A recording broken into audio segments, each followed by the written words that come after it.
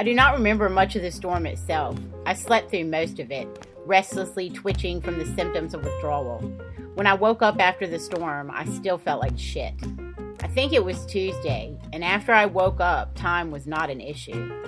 I could see the sun shining through the windows. I felt like I had been through the ringer with that exhausted and awful feeling that comes on the third day without dope. The third day of the kick is the worst because all you think about is fucking dope.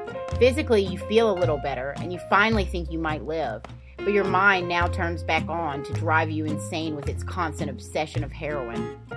The apartment was silent. Everybody else must be up at Harry's, either there or they were outside on the porch or balcony.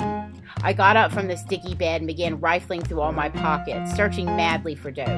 I always search madly for hidden or misplaced dope on the third day of the kick. The frantic search usually turned up empty. But lo and behold, on Tuesday, August 30th, I found a foil that was still about half full. I was fucking ecstatic. I gathered my works and went to the bathroom to get high. It was dark in there because the power was off, but the sun was bright enough outside that I didn't even notice. I sat shaking on the toilet. The big buckets that had been filled with water were still sitting full on the floor.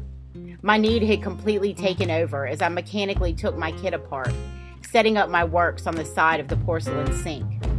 I did not even take note that when I turned the faucet on, the water just poured out. I really had no idea that I was going to walk outside into a different world from the one I had known before I slept.